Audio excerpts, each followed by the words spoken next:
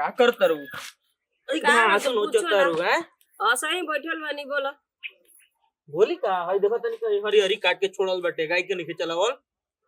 अरे त कहां बाऊ हम का जानी तू ही न रहुए या हम रही त कबे से गायब बाऊ बाही जा देखो तनी जाके कहां बा तू मत चलैया जब देखा तब ओकरा के छोड़ दे तड़ा अपने काम करे लागत तड़ा पूरा के का करी त तू ही बोला हम ना कहम जा जाके देखा उ बाहर दीवारी पे होई उ जरूर है एने ओने घूमत होई सारा मैं काम छोड़ दे बतारा पर जा ठीक बजाता है ले ऐसे ही घूमे फिरे के बा लेकिन काम घर के लगते नहीं के सब ये करस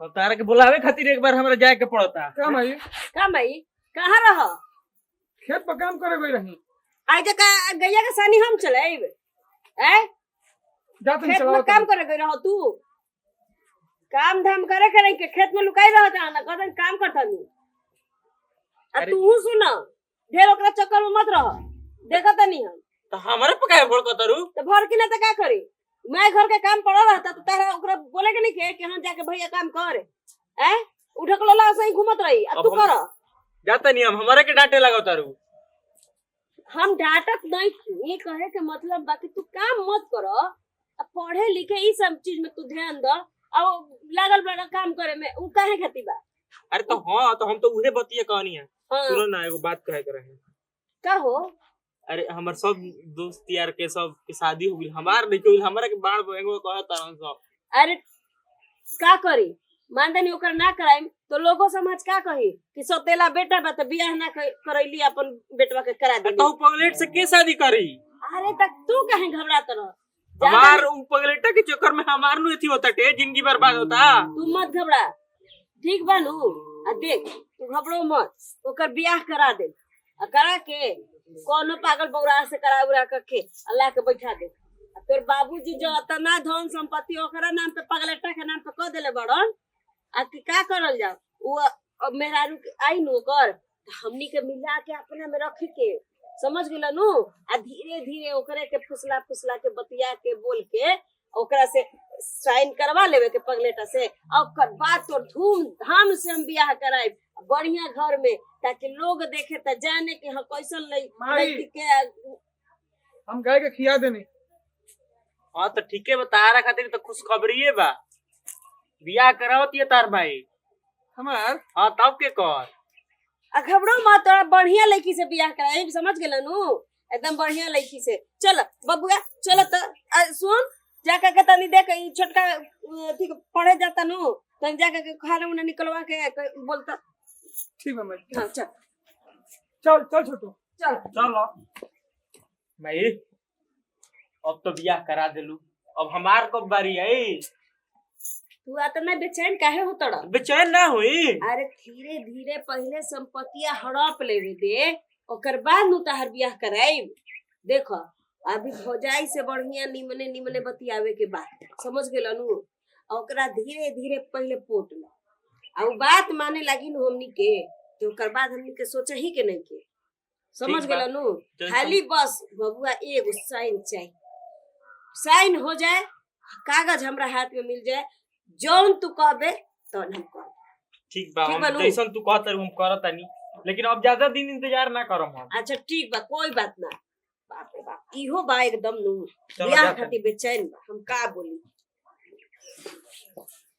अरे का कर रहल बानी गाय के खियावत गाय के खियावत तनी तो हम देखते बानी पर वो अपने ऊपर ध्यान दी खाए पिए के मतलब कोनो मतलब नहीं कि खाए पिए से अच्छा पहले गैया खियाली तो हम चली खाई खाना निकाल के रख ले बानी गैया खियाली तो हम खाई अरे चली ना गैया तो दे देनी नो गाना तो नहीं खो माई जान जाई नो कि बिना गैया खियाले हम खा लेनी है तो बहुत हमरा के बोले ले काहे गुस्सा काहे करिए नो आदमी अपने ना खाई तो जानवर की देखभाल कैसे करियन कोई चली तो पहले कुछ खा ली चली अरे धीरे बोला धीरे कहां धीरे तू हमार माई या भाई के नहीं कुछ जान अगर वो जान जाई हनु कि हम गाय का भी खाना नहीं खिडल ले और खुद खाए लगनी तो बहुत बोले ला का बोली अनवा गजब करता नहीं जी चली चुप से खा कहत नहीं धीरे बोला तू तोहरो के बोले लगी हनु अरे हमरा कुछ ना मन चली छोड़ी हमारा के बोले लोग तो हमरा अच्छा ना लगे अरे छोड़ी चली बाबा बहुत एकदम माई है भाई चली चली देखत का बनी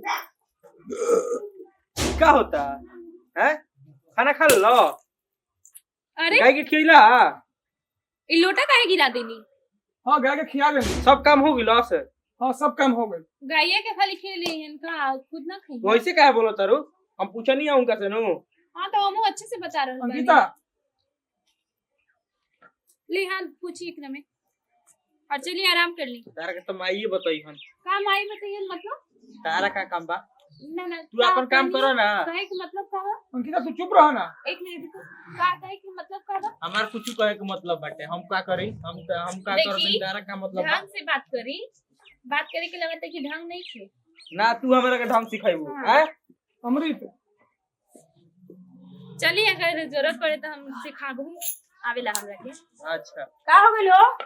का हल्ला होता है? अरे कुछ ना माजी, हम इनकरा के खाना देनी है, खा के हाथ मतलब धोवत रहना ना तैयार के का बके लग रहा। अरे हम बकल नहीं कि तू बकल लगलू है। तू चुप रह। भौजी सही से बात कर गेला हैं? आ का हो गइल? वो खाना खा लेला सा तो खाना ना खाई? वो तो हम ही समझावत नहीं। हम कहा तू चुप रह। समझ गेला कि ना?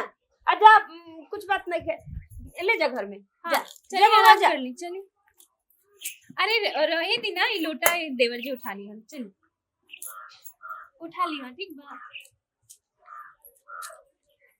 हाँ जरूरत रहे तो ओकरा सामने बोले के आई का कहली है हैं? छोड़ ना। ई 2 दिन के बात बा। जब प्रॉपर्टी अपना हाथ में आ जाए ओकर बाद लात मार के एकरो के निकालबे जैसे। समझ गए? लेकिन अभी ओकरा पोटियावे के बाद तो तनी बढ़िया बढ़िया बतियावे के बाद। समझ गेला कि ना? ठीक बा, जब तक तू कहत रह बर्दाश्त करो तनी। अभी कुछ देर बर्दाश्त कर लो, ओकर बाद तो ओकरिए के बर्दाश्त करे के बाद। समझ गेला कि ना? ओकरो बुझा जाई हम का चीज है। समझ गेला? ठीक। चलो चलो अब दिमाग शांत करके चलो।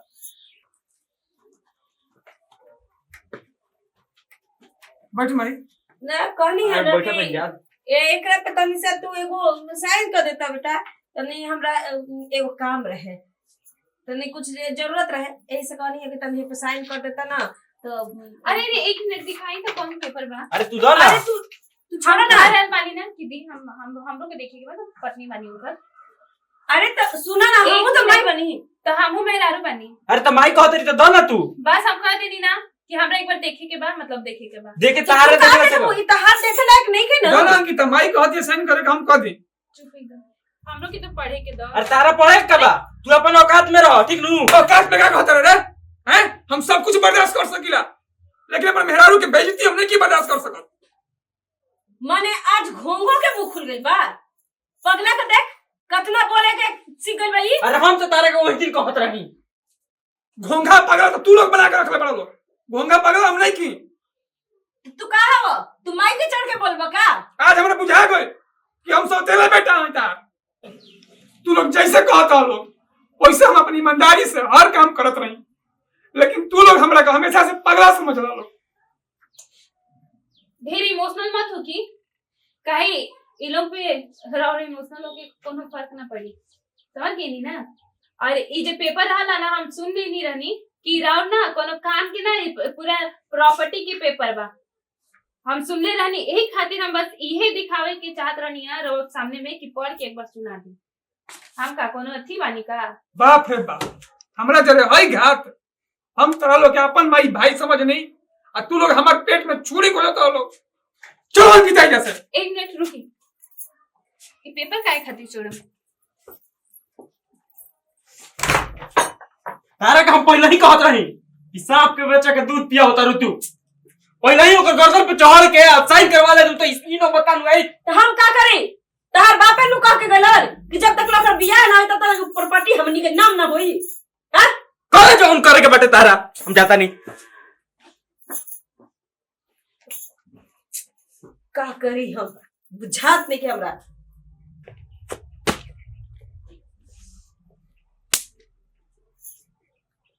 अरे का हो गई? अरे हो का गोइल, हमार माथा मत खराब करो। पागल हो गइल बानी हम। अरे तू बोला तो सही से, आखिर का भई? देखो ये हमर थप्पड़ बर्दाश्त नहीं के भइल, ठीक नु? ई हमरा बहुत जोर लगे लागल बेटा। अब हम अरे तू माथा हमर पगला गइल बटे। तू का सोचता रह कि तहर जो थप्पड़ पड़त वो हमर कलेजा पे ना पड़ल है?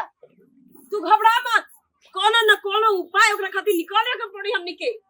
का उपाय निकलबू अपना दी से तो तू उपाय निकालो तारू उपाय ये निकाले के बाद कि साहेबा के आज खत्म ही करे के पड़ी ओकर बादे हमनी के रास्ता कोनो निकली आ ना तो फिर तू सोचत रह जीबा हाथ मलत रह जीबा समझ गेला कि ना एकनी के सबक सिखावे के पड़ी समझला कि ना चलो आज ओकर एकदम अंतिम करिए देतनी हम ठीक बा अरे ना हम उनकरा के खरोच ना आवे दी ना हमो पत्नी नहीं हम तो इनकरा के यमराज के मुंह से भी छीन के लेके आ जाए और ई दोनों माँ बेटा का बड़े मानी हन इनकरा के देखा था नहीं हम पर पता नहीं कहाँ बड़े इधर उठी क्या बोला गीता हम अपन कान से सुननी है कि ई दोनों माँ बेटा ना रो के मारे के प्लानिंग करता है तू क्या बात करता हूँ ना ना सही सही बोल रहा बनी हम अरे माई छोटका इतना कसाई नहीं कसम हो सका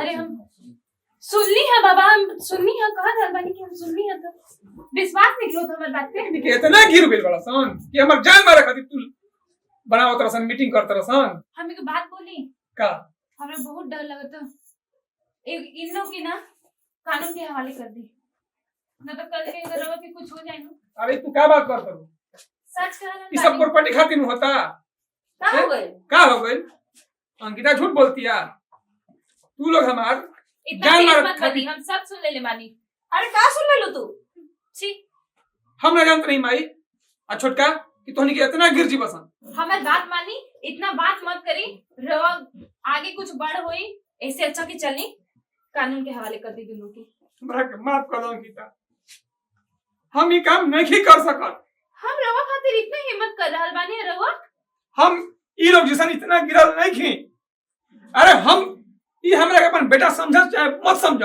हम हमेशा इनकरा के माई समझनी रवा काहे नहीं की समझ इनकरा के हमेशा अपन भाई समझनी हमने के कहीं झोपड़ी मड़ाई में रह लेम जा सब प्रॉपर्टी आज से तहार लोग के नाम हम करता नहीं लिया हुआ कागज ना भैया साइन कर देता ना नहीं भैया लिया हुआ ना भैया हमरा के माफ कर दो